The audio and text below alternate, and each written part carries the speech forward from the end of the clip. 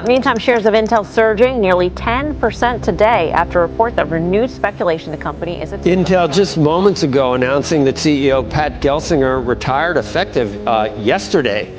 When it comes to tech, the other story that we've been following very closely is the struggling chip maker Intel, and Bloomberg has learned that Intel is poised to cut more than 20%.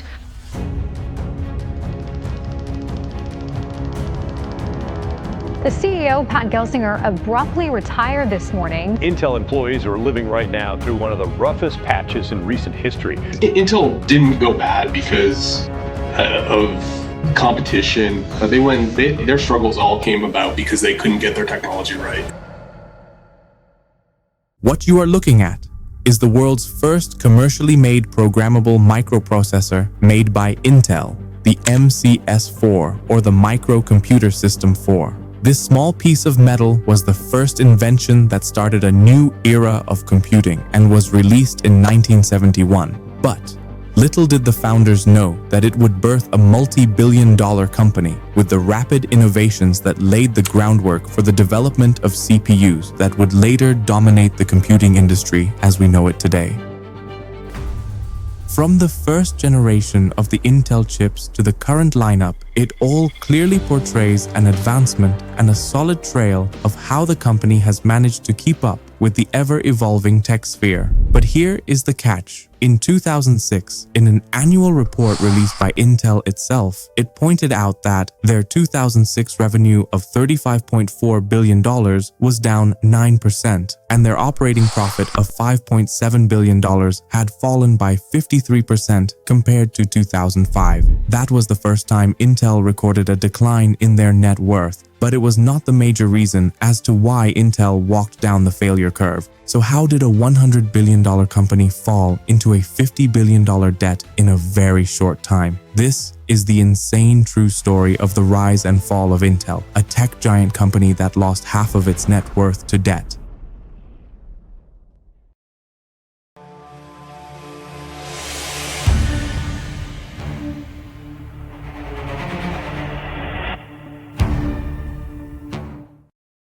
To understand this story, we need to go back to 1968.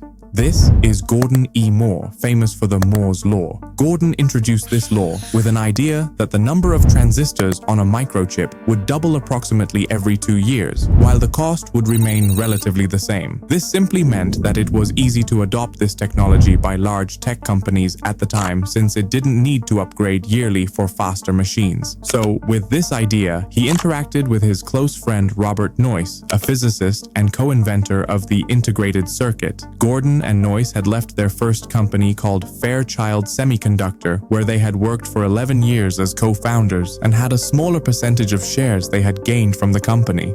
By this time, they needed more money to fund the idea. Even though they had a billion-dollar dream, they needed quite large funding to bring the idea to life. So they reached out to Arthur Rock, a known businessman who had invested in various tech companies like Apple by then. He agreed to buy $2.5 million of convertible debentures, which is equivalent to around $20 million by this time. And within 2 years, Intel had become a public company via an initial public offering, IPO, raising $6.8 million. With this outrageous performance, Intel even made it to the stock market, and as a matter of fact, Intel was the very first company to be listed on the then newly established National Association of Securities Dealers Automated Quotation System, NASDAQ. So how did Intel achieve so much in a short time that even attracted large financial firms like NASDAQ to pull it on board?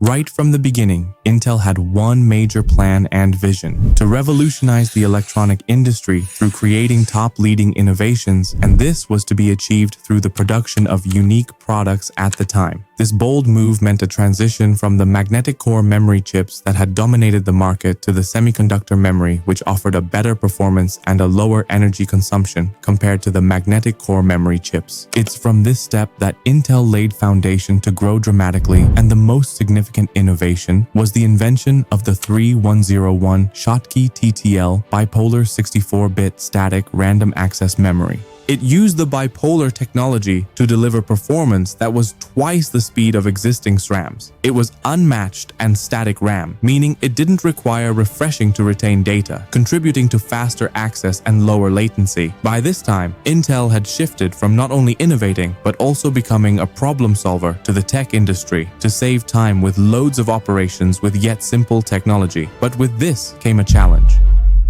The static RAM was too costly for broad use due to its complicated cell structure. Seeking to overcome this limitation, Intel quickly realized that the only solution was to turn to dynamic RAM that same year when it introduced the 1103. This bold move is where Intel derived its strength to penetrate the world market of computing and electronics by then. With all these promising results, Intel felt the need to expand its companies overseas, starting with Malaysia. Intel's target was to start global manufacturing and assembly of the chips in Asia. What this meant was to optimize costs, which would later make it easy for the company to increase production. Intel went ahead to establish operations in Singapore, Jerusalem, and eventually China, India, and Costa Rica. Just like any other big company, they had to find skilled, cheap labor for the newly established companies in Asia to survive.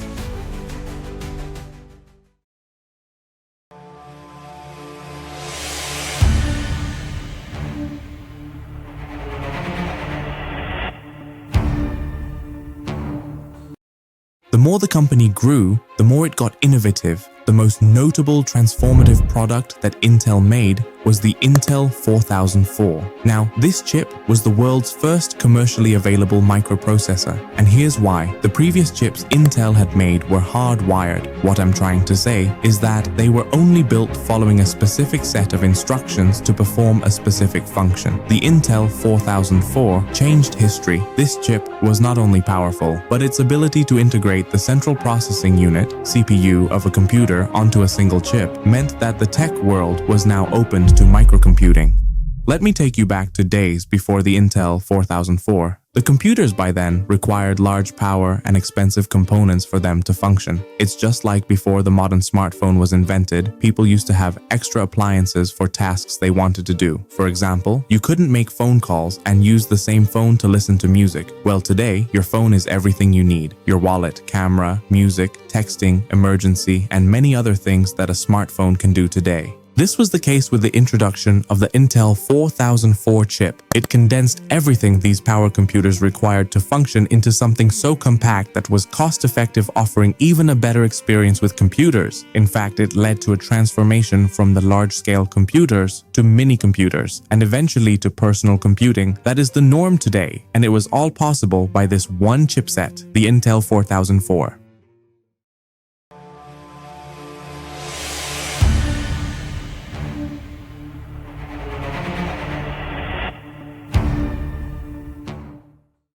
By this time, Intel had really established itself in the tech industry with a reputation of manufacturing chipsets. Just like it is with all other competitive sectors, there's no way Intel could go away with it being the dominant tech company by then. And in the 2000s, many companies started manufacturing and producing chipsets that used the same technology, like Intel chips. AMD, Intel's biggest competitor, had known the demand for chipsets, and it didn't miss it. It knew that in order to overtake Intel, it needed to manufacture chipsets for all computer types. It went ahead and made low-end and mid-range processors that were quite affordable as compared to the Intel chipsets of the time. By this time, Intel had made the NetBurst microarchitecture, also known as the Intel Inside, and it operated on an 86-bit architecture. I don't intend to say that AMD had a 64-bit, but as compared to the prices, Intel faced a challenge because the Intel Inside was way pricier than AMD mid-range chipsets, and this gradually decreased Intel's market share of chipsets at the time. Intel saw a threat to its potential, and with AMD's continuous rivals in the chipset markets, Craig Barrett, who was Intel's CEO by then, attempted to diversify the company's business beyond semiconductors. But few of these activities were ultimately successful. Intel was sinking slowly with time. It couldn't overprice its chipsets anymore. So how did it survive?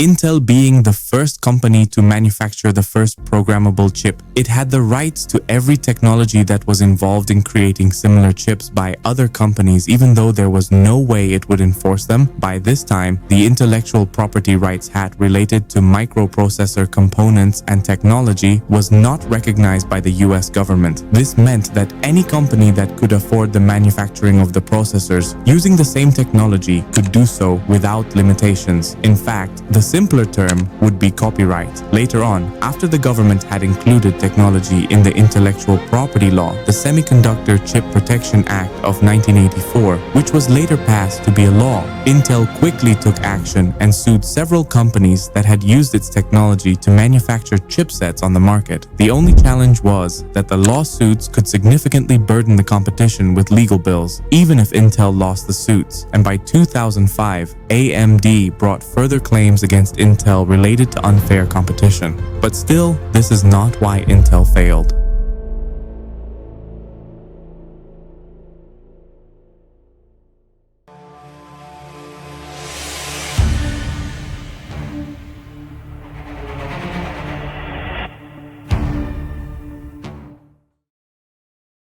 Just as it goes, that to whom much is given, much is required also. Despite expanding rapidly, Intel faced challenges that it failed to address, which would later result in even huge problems that the company wouldn't control. To understand this, I need to take you back to 1971. This was when the Intel 4004 chipset was released. The reason why it was so special is that it was the world's first commercially made programmable microprocessor. Its birth would later change the entire history on how we viewed computing, and with no doubt, it was Intel's breakthrough chip with the ability to integrate the central processing unit of a computer onto a single chip, which made microcomputing easier. But there was a problem. The introduction of the Intel 4004 chipset was not the core of Intel's business, meaning Intel barely made any profits for the first years, even with a greater product, until the mid-1980s. And when it gained traction on the global market, Intel was facing stiff competition from the Japanese memory chip manufacturers, which increased pressure on Intel's profits. Intel had to take action,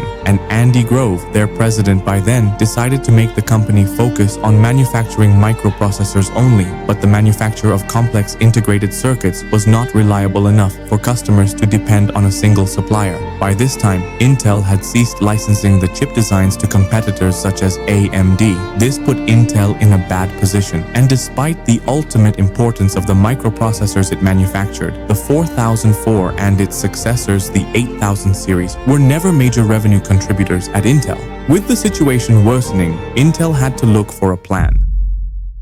Let's go back to 1975. The company had started a project to develop a highly advanced 32-bit microprocessor, which was later released in 1981 as the Intel IAPX432. But eventually, the project failed. Do you want a reason? Simple. The project was too ambitious, and the processor was never able to meet its performance objectives, and it didn't have a chance in the marketplace. Intel eventually extended the x86 architecture to 32 bits instead, which Intel thought they would recover from the failure. It is important to remember that all these projects required a lot of money that Intel wasn't earning at the point, since the company's profits were put on pressure by other Japanese competitors, since Intel wasn't the only company that was manufacturing chipsets at the time.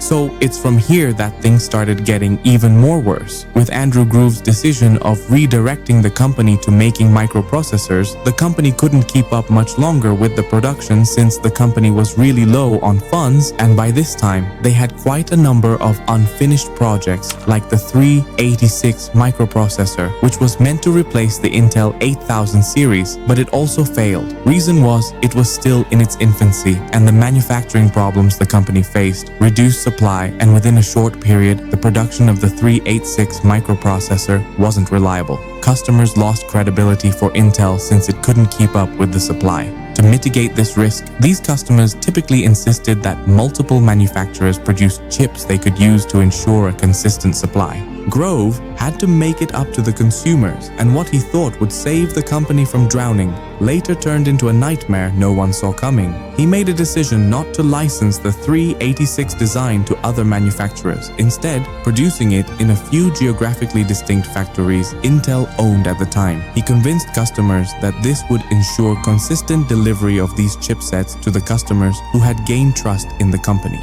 However, in doing so, Intel breached its contract with AMD. Intel was sued and paid over $18 million in damages, but could not manufacture new Intel CPU designs any longer. Instead, AMD started to develop and manufacture its own competing designs. With all this, Intel didn't stop with its plan of provision in the tech industry. It continued manufacturing of chipsets, and by the early 2000s, Intel had introduced the Intel Core. Let me tell you more about this family of chipsets, but before that, I need to take you back 2 generations of chipsets before the Intel Core was introduced. Let's talk about the Pentium and Itanium. Imagine this, you're using your computer and the chip inside isn't just smart, it's iconic. This is what the Pentium and Itanium were meant to offer. You see, back in 1989, Intel launched the 486 processor, marking the start of a rapid innovation race, and instead of waiting years between new designs, Intel set a bold goal: release a new processor every 2 years, which later birthed the Pentium in 1993, a name you probably recognize. And as a matter of fact, they chose Pentium because numbers like 486 couldn't be trademarked.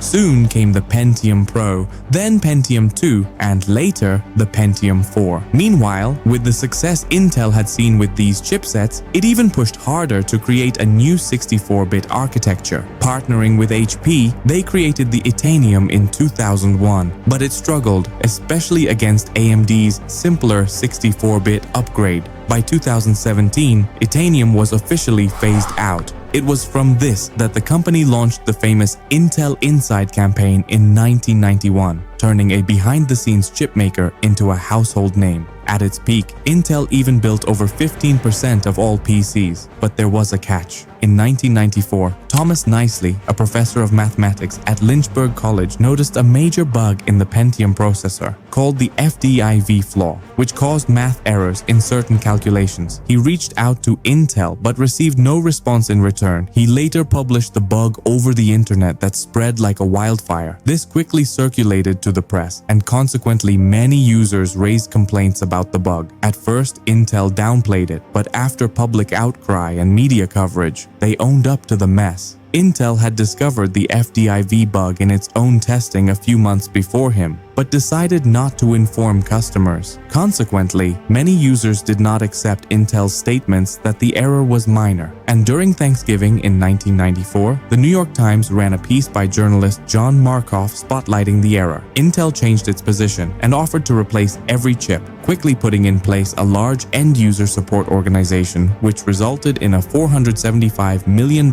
charge against Intel's 1994 revenue. Let's talk about the Intel Core series. Even with these challenges, Intel still delivered. The Intel Core family was meant to replace the Pentium and Itanium series that had failed and even phased out. It's from these chipsets that Intel registered a large number of customers, expanding its influence on the market share of the chipset markets. The Intel Core series started with a 32-bit chipset named Yona, which was the first product of the Intel Core series, and followed by the Core 2 in 2006. The Intel Core 2 was meant to replace the 32-bit architecture of the Yona chip. It was a 64-bit base chip which majorly focused on offering high clock speeds and power efficiency while increasing their processing capacity. By 2008, Intel had registered success with the first chipsets and decided to change the naming of the chipset series known as Core, i3, i5, and i7. By this time, Intel focused on manufacturing these processors because it was making a lot of profits from them. One thing why the Intel Core lineup sold was that it was efficient yet offering high speeds as compared to the earlier versions of the Intel chipsets. Now, the more the chipsets rolled out, the more powerful and even faster they got. In 2011, Intel had released the Sandy Bridge, and it was based on the second-generation Core processor family.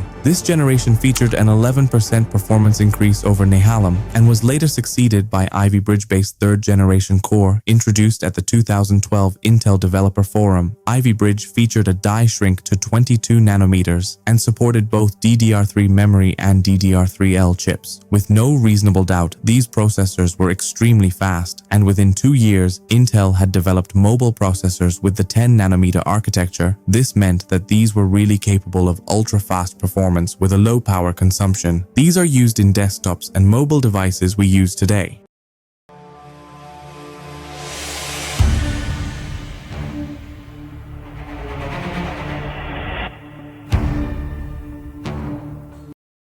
Now, to understand why Intel is in the current situation, it is important to note that it was not a single event that led to this scandal. It's combined with Intel's personal faults and external competition, and the worst of all is AI. Let me explain, but before, let's go back to the earlier years of overambitiousness. You see, Intel exploded on the chipset market, no doubt. But let's talk about the Titanium chipset. This processor family that debuted in 2001 was developed through a partnership between Intel and Hewlett-Packard and derived from HP's PA-RISC architecture. The original goal was to create a new server architecture that would have positioned Intel for server dominance. The chips, however, did not offer proper x86 compatibility and were ultimately surpassed in the market by x86-64 architecture originally developed by AMD. Intel released the final Titanium processor in 2017 and was discontinued. So with these rapid failures, the company needed to revive itself from drowning. And in 2010, Intel paid a whopping $7.7 billion to acquire security vendor McAfee, but it registered no success. You see, the company failed to successfully integrate McAfee in a way that would benefit the entire organization, and the company decided to transfer McAfee out into a separate company in 2016. It was as though the company had not learned from this mistake, and the following year, in 2017, the company acquired Mobileye for $15 billion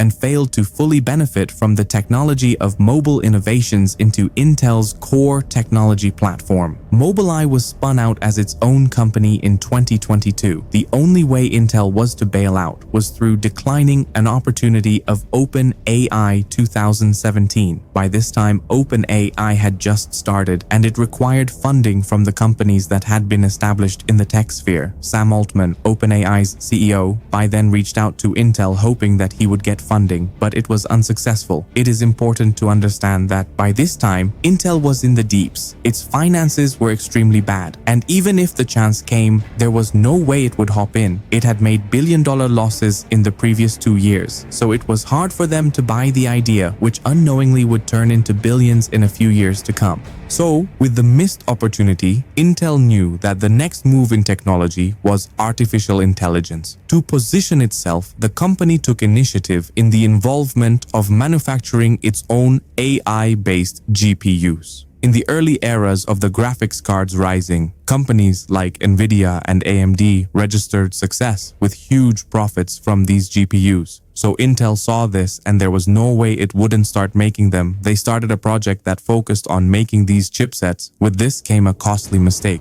You see, by this time, the company was facing a lot of competition from the chipset market from Japan. All these projects it came up with needed larger funding, and the company didn't have enough funds at the time. So starting the manufacturing of these GPUs meant adding pressure to the wound, since the company was already badly off. So Intel had made a loss after the release of their GPU, which was named the Intel the i740, which was later abandoned. So with the excitement of the company trying to enter a new sector in the market, costed burning over billions of dollars for a project that was going to fail later. With this failure, Intel had no chance to compete in the AI industry. The company had failed to develop a competing GPU technology, and there is no way it would stand in the competing innovations that other companies like Nvidia had invested billions of dollars. In 2019, Intel bought Habana Labs for $2 billion, and the aim was to enter the acceleration AI market. But the Habana Guadi processors failed to keep pace with Intel. For example, the Gaudi 3 chip announced in April 2024 did not compare favorably against the leading edge of Nvidia's portfolio, and in November 2024, Intel admitted during an earnings call that the Gaudi processor was going to miss the company's revenue targets, and that's how $2 billion were put to an end. Now this was just the beginning. The company faced multiple class action lawsuits over instability issues with its 13th and 14th generation Raptor Lake processors, and it was because the company struggled to maintain quality control. Some Intel 13th and 14th generation CPUs have experienced instability issues, including crashes and potential damage due to elevated operating voltages and oxidation problems. The problem was initially believed to be limited to high-performance Core i7 and i9 chips, but it's since been revealed that it affects a wider range of chips. This made customers lose trust in Intel, which means low profits from these chipsets. At the time of this video, Intel has an outstanding debt of $50.2 billion, which is unchanged from the previous year, which implies that Intel didn't report any profits last year. It's from this that many people have started writing the company off, and investors have failed to buy the stocks, making Intel make the Nasdaq headlines of how the legendary company is failing. But a question still stands. Will Intel ever come back? How can the company survive?